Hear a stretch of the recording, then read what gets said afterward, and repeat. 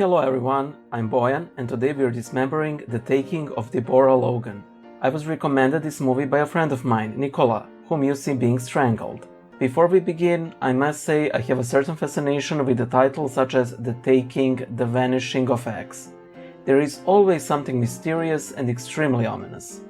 Also, before we begin, this video contains a lot of spoilers. If you want to see the movie, do it before watching this video. I'm not a professional movie critic. Would I be able to make a better movie? No, I just do this because it is fun. Also, I apologize in advance for the extremely poor quality of screenshots. Like with any found footage film, the cameraman can't stand still to save his life. Oh, and if you're into feet, if that's your king, that is not what found footage means. On to the movie. The movie is presented as a documentary on the progress of Alzheimer's disease by three movie students, Mia, Gavin, and Louis. They are given a grant to create the movie and are interviewing possible candidates. Deborah Logan is one of those candidates, and she is showing early signs that are sure to develop into Alzheimer's. When younger, Deborah earned her living as a switchboard operator. Since then, she has happily retired.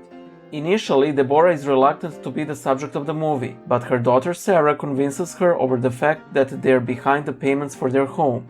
Deborah Logan becomes the lucky winner of starring in an Alzheimer's documentary. Huzzah! Initially, everything is going fine. Soon, however, Deborah starts showing symptoms of forgetfulness, despite being active and doing brain puzzles. Her condition takes a surprising and sharp turn for the worse. At one point, she becomes aggressive over being unable to find her gardening spade.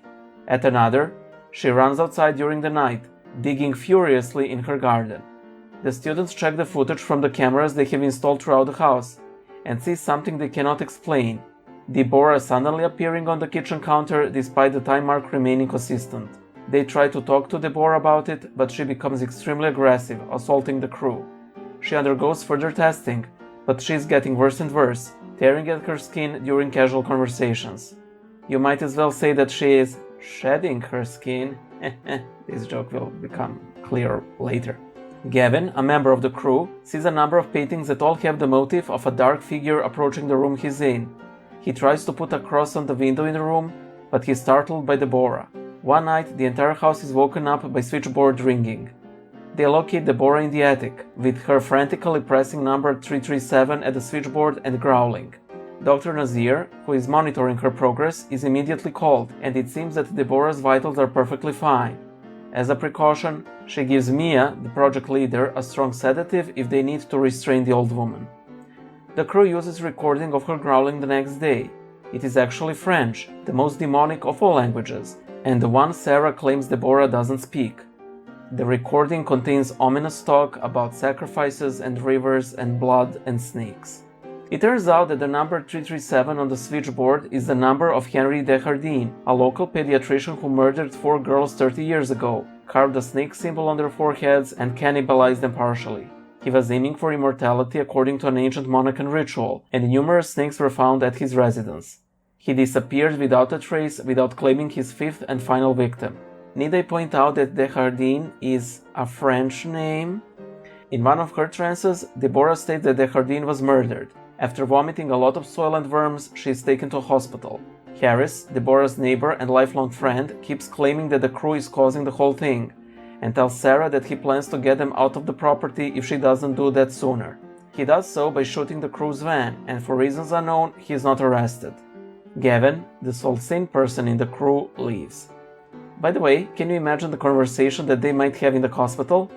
Ma'am, we fear that this might be something far worse than Alzheimer's. Please don't tell me it's pollen allergies. No, we believe it's something more supernatural. You can't mean lycanthropy. No, I meant demonic possession. You are kidding, right? Ma'am, we've applied the crucifix test. You crucified her? No! We just showed her a crucifix and she had a strong adverse reaction, talking in languages and levitating. I'm still getting that grant money, right? During her time in the hospital, Deborah flees her room and kidnaps a young cancer patient, Kara. They manage to free the girl without much issue. Sarah calls a priest to exorcise her mother, but the priest explains to her that the church doesn't do that anymore, which is baloney. The church never stopped doing that, but I suppose the movie would have ended much sooner if an exorcism was performed. As they say here where I'm from, if little Pete went immediately to the police station, none of this would have happened. Alas, the priest resists, so Sarah goes to the next best thing, a scientist, an anthropologist to be more exact. He heard of a similar story of an African woman who clung to the dead body of her son, to the point where her son's personality completely overtook her own. The cure? The child's corpse was burned and the woman was liberated. Harris comes to visit Deborah, and she, in a moment of lucidity, begs him to kill her. He tries suffocating her with a pillow, but whatever entity is possessing her flings a TV at him, incapacitating him. As he is being taken care of by the medics, Sarah comes to his side and he shares a secret with her. She was meant as the fifth victim, something Deborah probably overheard as a switchboard operator.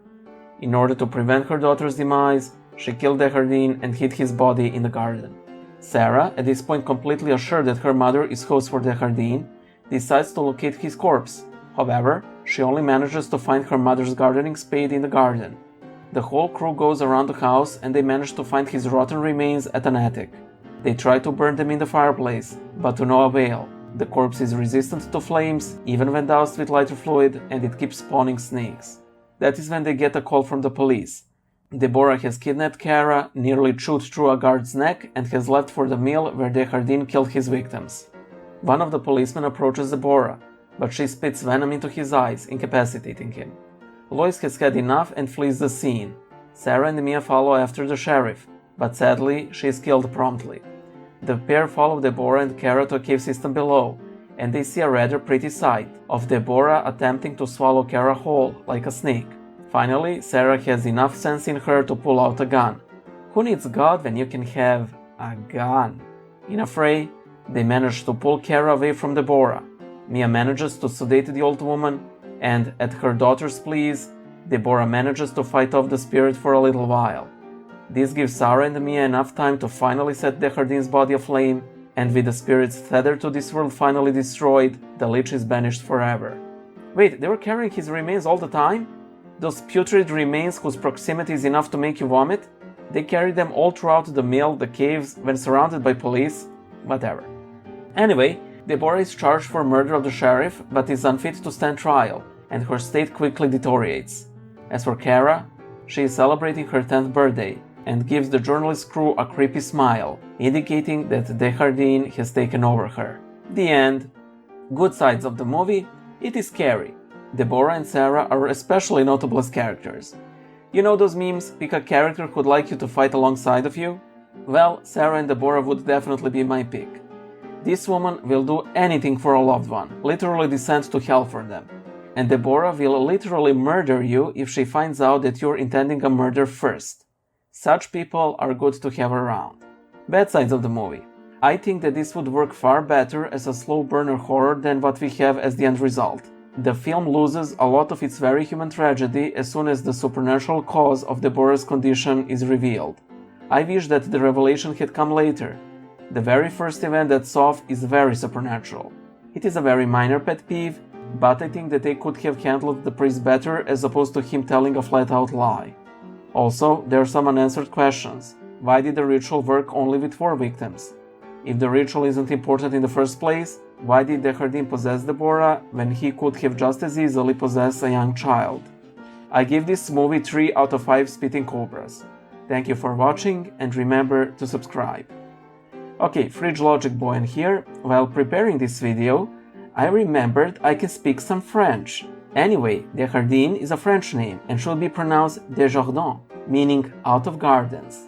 You know, the place where Dehardine was buried? Nice bonus, here's an additional spitting cobra. Bye!